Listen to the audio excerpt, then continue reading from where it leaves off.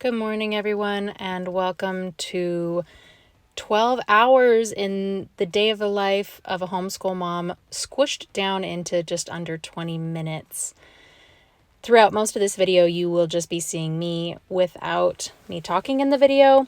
I talked to both my children, and the prisoner said she was fine with being on video, but Bean asked that her face not be on film. So when you see her, you'll just see her hands, and that does limit what I can take videos of.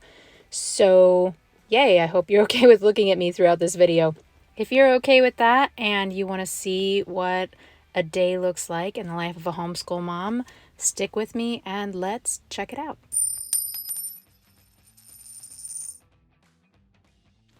If you're new here, before we go any further, my name is Melody. I have been homeschooling for 10 years.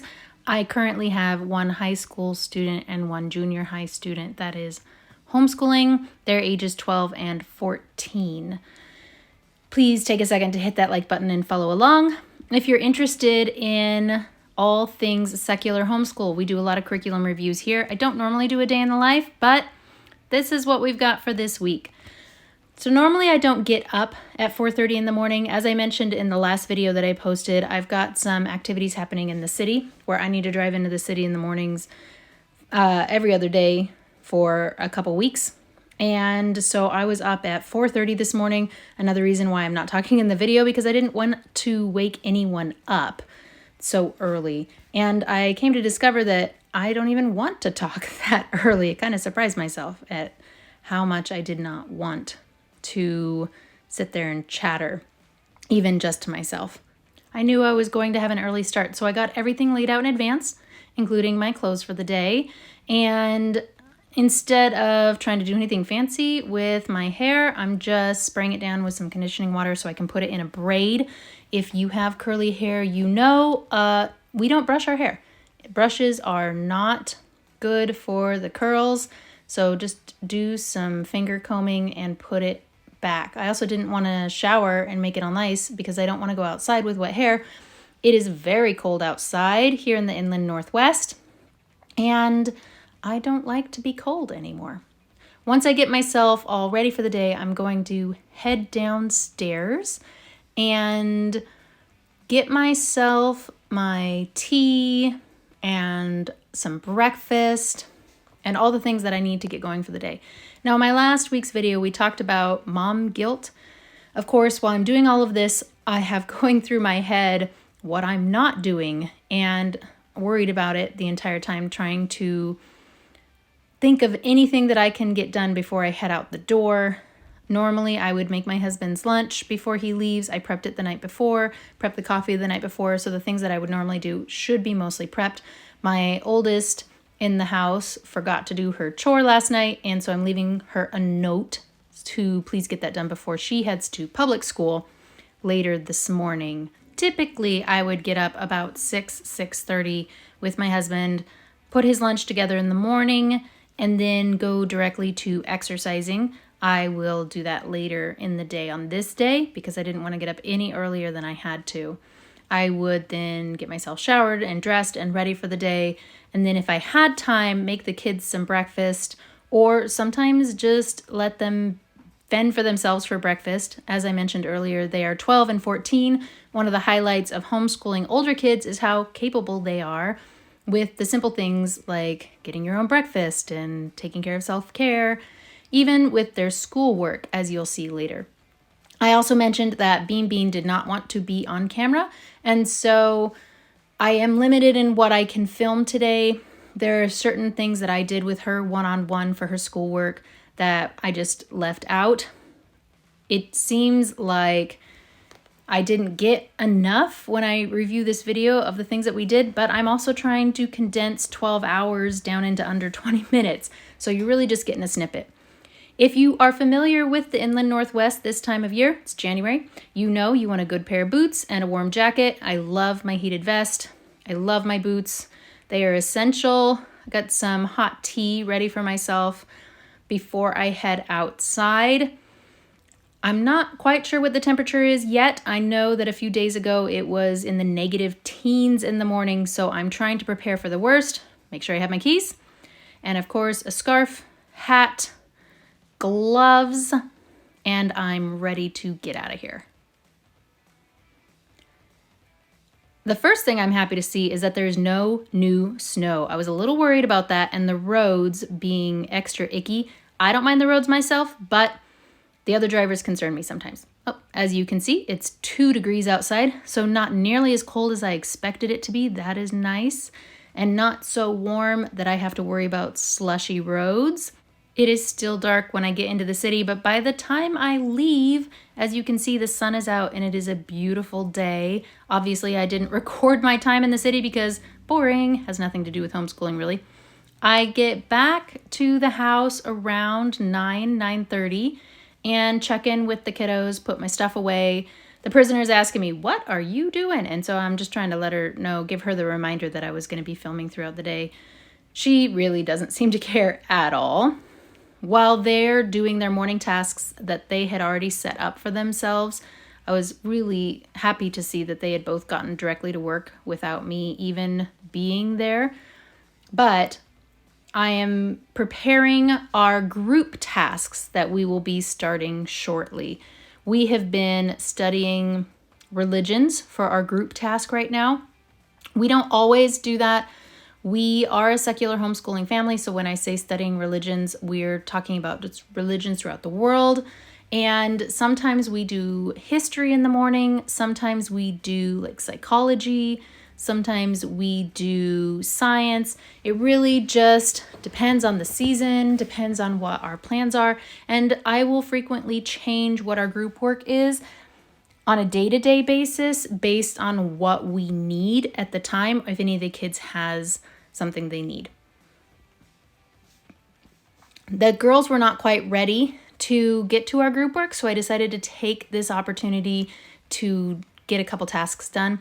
I try and stay at least one step ahead of what I need in order to just keep my life going smoothly and feel less anxious.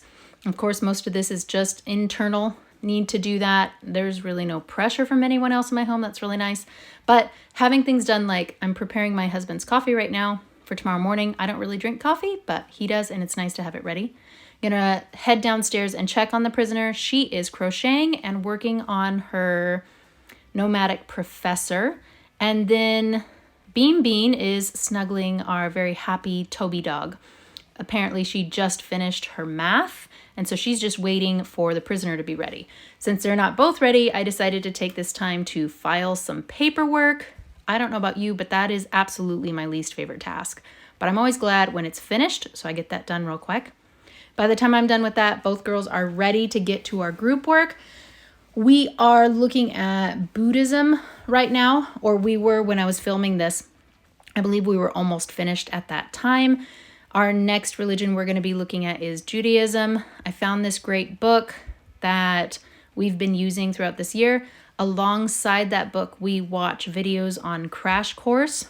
Right now, we're doing Crash Course Mythology, which for us, I think pairs really well with religions of the world and also keeps it mixed up a little bit, so it's not just book work.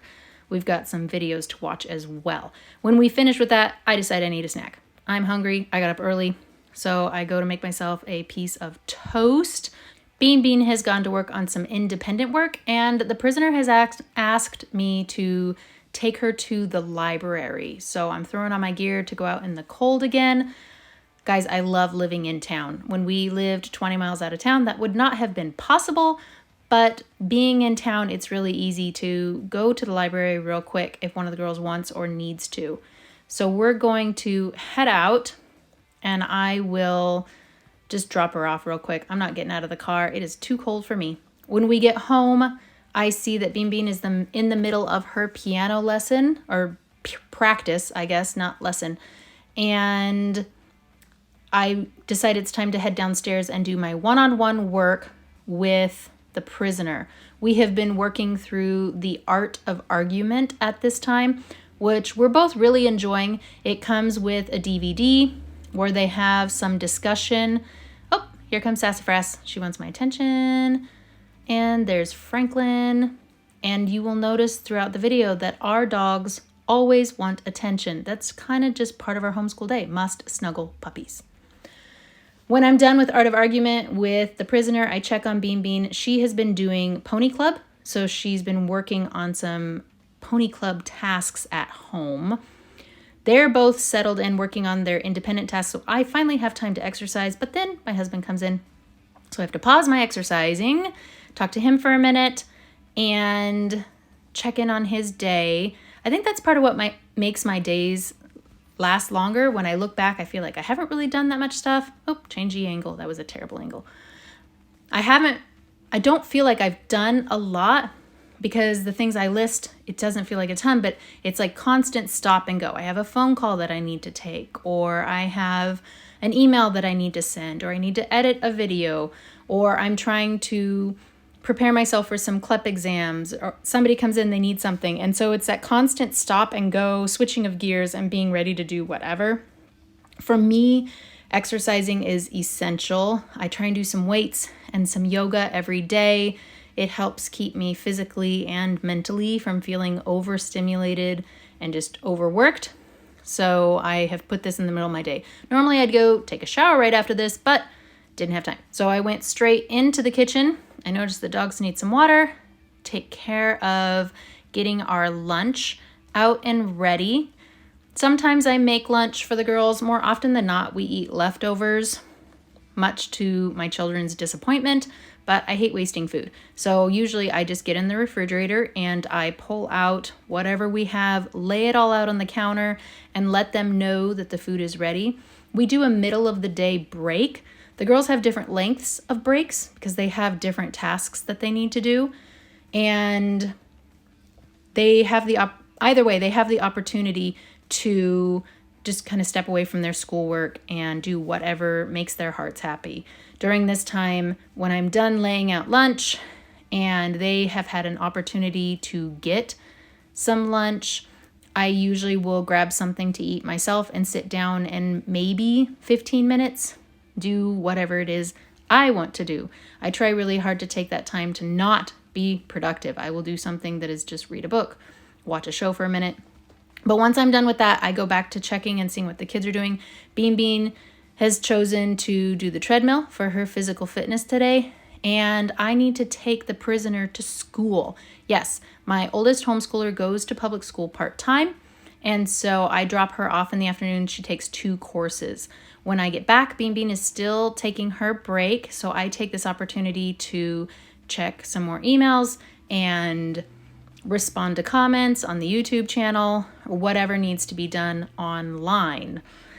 When I'm finished with that, I'm going to sit down with Bean Bean and we're going to do some of our group work with snacks. Of course, she got these yummy Sour Patch Kids, peach flavored, and there's the puppy because we can't do our work without the puppies. They love us very much. We love them. Part of it we sat on the couch, and then for part of it she went back to painting. Normally this is what I do.